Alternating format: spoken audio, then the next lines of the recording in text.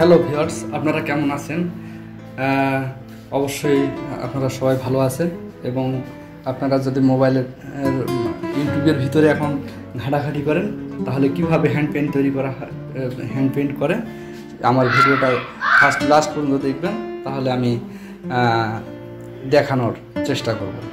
এখন আমি গোলাপ ফুল, এই হাফ সিল্ক কাপড়ে কীভাবে গোলাপ ফুল হ্যান্ড পেইন্ট করবেন, হ্যান্ড পেইন্ট কীভাবে করা হয় হাফ সিল্ক কাপড়ে, সেটা আমি আজকে দেখাবো।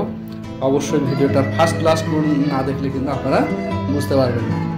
এখন এই যে গ্রাউন্ড কালারটা, এটা পিঙ্ক কালার, অথবা এখানে যদি আপনারা রেড কালার ব্যবহার করেন তাহলে এই দেখতে সুন্দর লাগবে। তাহলে রেড কালারের সঙ্গে আর কী কী কালার ব্যবহার করবেন?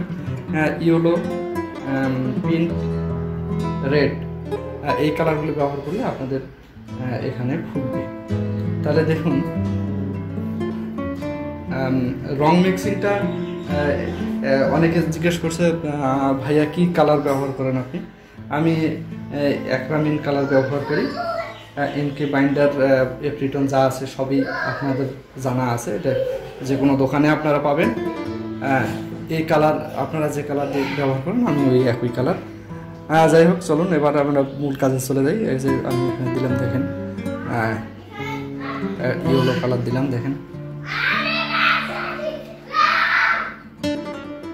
অবশ্যই এপ্রিটন দিবেন, না দিলে কিন্তু কালার উঠে যাবে আপনাদের, তখন সমস্যা করবেন। রেড কালার দিই।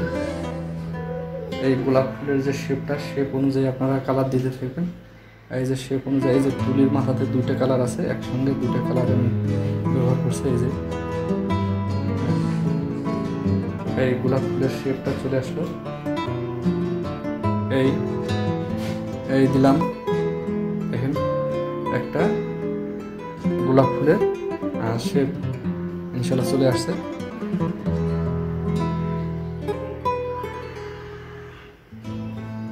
এই দেখেন, এই আমি গত যে ভিডিওটা গতকাল দিয়েছিলাম সেটাতে যে টেকনিক্যাল বিষয়গুলো বলেছি, যে একই বিষয়, শুধু এটা কাপড়ের একটা তারতম্য রয়েছে।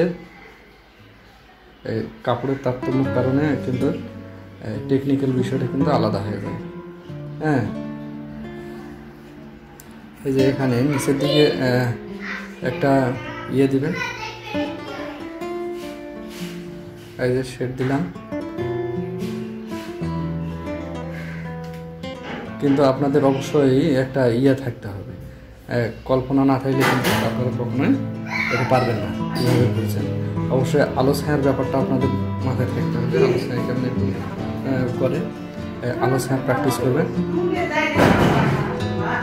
আলো ছায়া প্র্যাকটিস না করলে কিন্তু আপনাদের ছবিতে আলো ছায়া আসবে না। আলো ছায়া না থাকলে কিন্তু ছবি জীবন্ত হবে না। এই আমাদের গোলাপ ফুল মোটামুটি হয়ে গেল।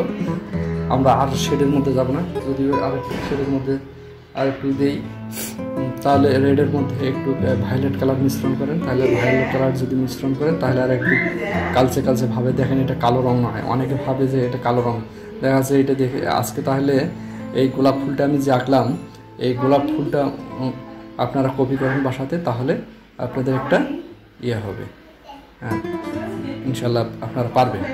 এই দিলাম,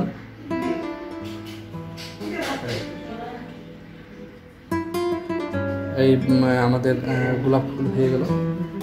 তাহলে ভিউয়ার্স, কীভাবে আপনারা অবশ্যই কপি ওয়ার্ক করবেন এবং দেখে দেখে আপনারা ইয়ে করবেন। এখন আমি যে আমার কালার বক্সটা সেটা দেখাচ্ছি।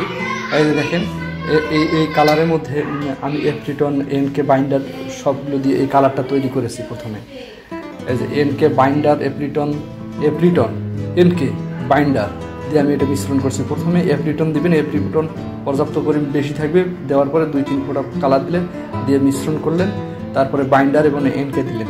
এনকে দেওয়ার পরে আপনারা কালারটা অ্যাপ্লাই করবেন। তাহলে এপ্রিটনের পরিমাণটা প্রায় আপনার 50%-এরও বেশি থাকবে। 60% এপ্রিটন দিবেন, তারপর 2-3 ফোঁটা র মেটেরিয়ালস কালার দিলেন এবং বাইন্ডার দিলেন, এনকে দিলেন, তারপরে ডাইলেশন করবেন, করার পরে আপনারা অ্যাপ্লাই করবেন। বাইন্ডার নেবেন আর দিবেন, বাইন্ডার নেবেন আর দিবেন, যখন একটু করে শুকিয়ে যাবে তখন বাইন্ডার দিবেন, দিয়ে পাতলা করবেন, করে এভাবে আপনারা প্রয়োগ করেন সহজ।